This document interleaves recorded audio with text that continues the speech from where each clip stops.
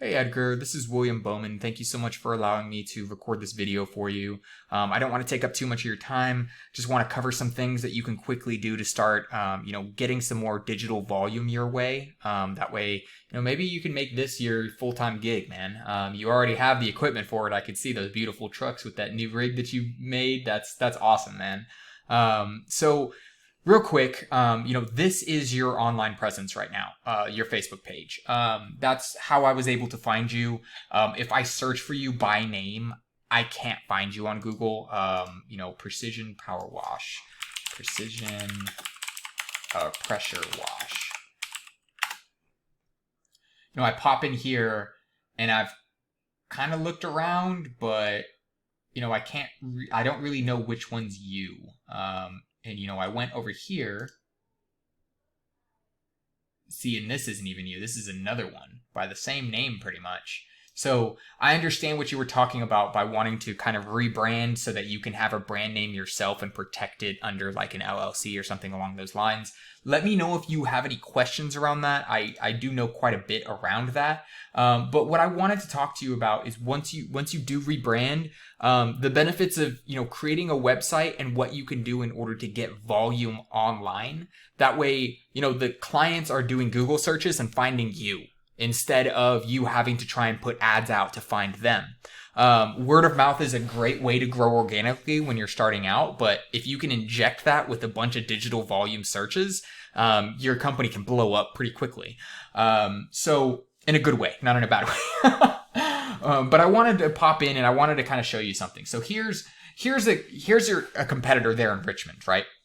And I know you do a bunch of areas, but I just wanted to show you, when I put in, pressure washing Richmond. Oops, spelled that wrong. I put in pressure washing Richmond. What am I going to see? So the first thing that I'm going to see is, and I need to put in Texas because it'll take me to Virginia. First thing you're going to see is ads, right? This is what people will pay to be up here. I don't usually recommend being up here. It's not a bad way to start if you're trying to get a bunch of business at first, but it can be expensive. So that kind of outweighs it long term. You kind of want to get away from this as quickly as possible. And this is Google Ads. But if I were to click on any one of these, they'd be charged, even if I didn't call them or contact them. So there is kind of some pitfalls to it. Then you have what's called the Google Map Pack. This is huge. If you don't already have this set up, just go to Google My Business and go ahead and get that set up. Maybe after you rebrand, and get it set up under that new LLC. If you do make a website, put the website in there. That will help you with ranking. But even without a website, I've seen a lot of people get quite good reviews and bring in quite a lot of online traffic through just the map pack. And this can actually be, you can actually optimize this to where, depending on your location within a geographic region, like you're always in the top 3 if somebody searches for like pressure washing. So there's some cool tricks to this. But when we pop in here, this is where I wanted to kind of spend my time.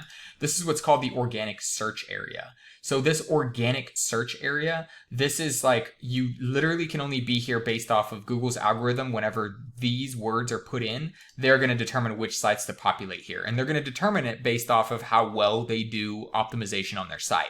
So the first one you're going to see is Yelp, and the second one you're going to see is Yelp. This is a good indicator to me that nobody under this search really knows how to optimize a site. And it's a quick, easy win, because usually Yelp is not hard to beat whenever you research things like this. So this is Richmond's Richmond Soft Wash. This is the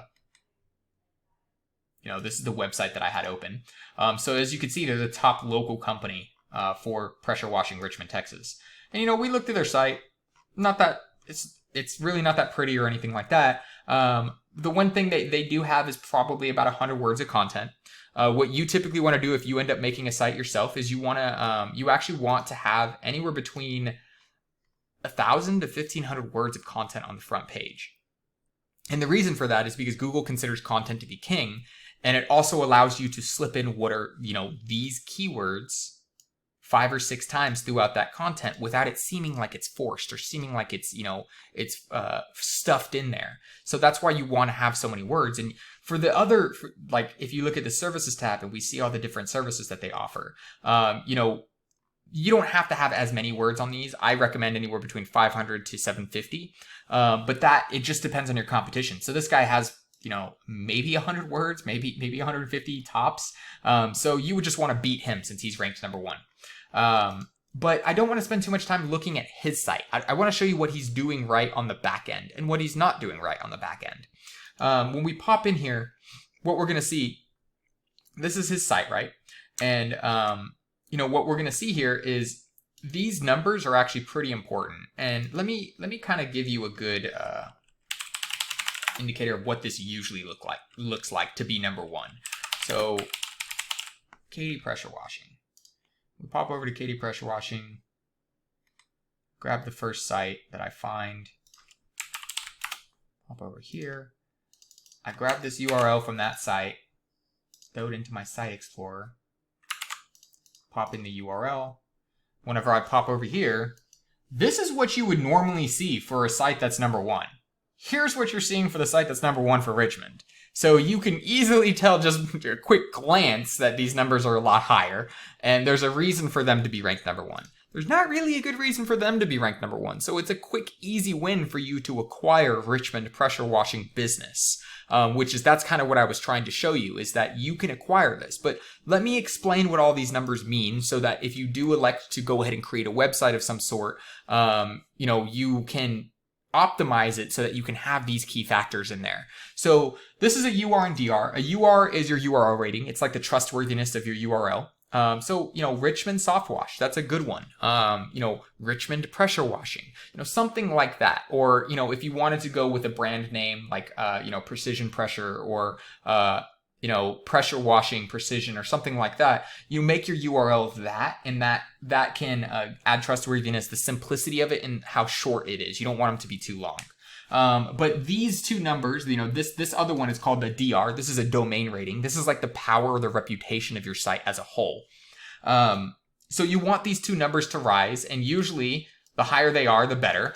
They're from 0 to 100. And, these are pretty healthy. 27 and 35, they kind of deserve to have the number 1 spot there in Katie. This is kind of surprising that they're number 1 and they don't really have anything. They have 1 backlink, and the way to raise these numbers is through the usage of backlinks. And backlinks are simply just, imagine if I'm writing a blog and I say, hey man, Edgar over at Precision Power Wash, they're amazing, go use them. And then I put a link to your website. That's an example of a backlink. So they have 34 different sites here in Katie, sending them a total of 124 different links to their website. Over here, 1 and 1. Now, I don't want you to stress about the numbers here because we're not, Katie is a good area to go after, but you kind of want to build up to it. And their number of backlinks here, they have good quality backlinks. You can tell because their UR and DR have raised quite a bit, and they only have 124. Here, they have 1 and no data. So it's definitely better to make quality backlinks instead of quantity. And what I mean by quality is like, something industry specific, like if you won an award for something, or, if you were in the news for something like that, or something like that, a link to your site through something that has to do with your industry instead of just like you putting your information on the Better Business Bureau, which it's not a bad backlink to do that, but it's not a very strong backlink. But if we look over here for Richmond, the one thing that he is doing correctly is he's ranking for pressure washing Richmond, Texas. He has that keyword repeated 4 or 5 times, and these are all the keywords that he has ranking on his entire site. And if you notice, he's ranked number 3 for this one. He's ranked number 4 for this one. Parker's pressure wash, his own name. That makes sense because, it's going to happen naturally. But this is what we call a buyer intent keyword. When somebody throws this into Google, they are planning on purchasing some kind of service, and they don't know which company they want to use. So this is the type of volume that we want to grab coming to your way. 50 new clients. Yes, that's what we want. And not all of them are going to buy your services, but you can add on these volumes, 20 and 50. And these are just the 2 keywords that he put in there. I actually went to Google and did some research for you to kind of see what it's looking like for you to acquire volume in that area. So if we look here, this is the average monthly searches that Google records for these keywords. Pressure washing Katy, Texas, 100 to 1,000 searches. Pressure washing Katy, 100 to 1,000. Pressure washing Katy, 100 to 1,000. When we look over here, we see Sugarland, power washing Richmond, 100 to 1K. He doesn't even have that. See, so These are words that we want to aim for. Power washing Richmond. Let's put that in.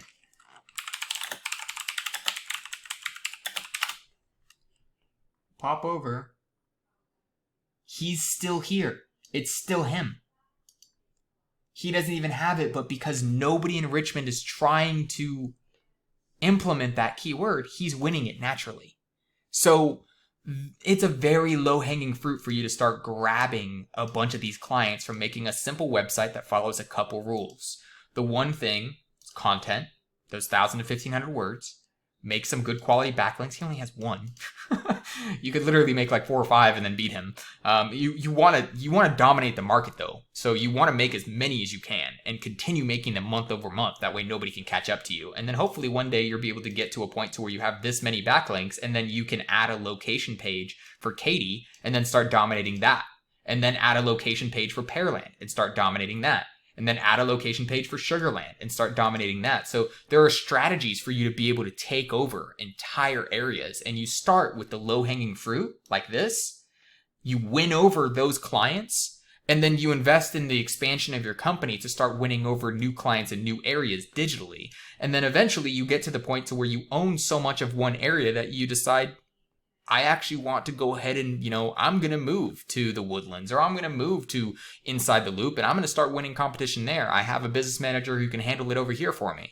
So there is a lot of strategies behind this. And what it all comes down to is starting to implement digital strategies for you to get customers that are knocking on your door instead of the other way around. But this is all I wanted to share with you. If you have any feedback for me, I know this was a little bit longer of a video than I usually shoot, but I just felt like I wanted to give you as much information as possible. If you have any questions, or if you think I could have explained something better, please let me know. But thank you so much for your time, and I hope you have a good one, Edgar. Bye.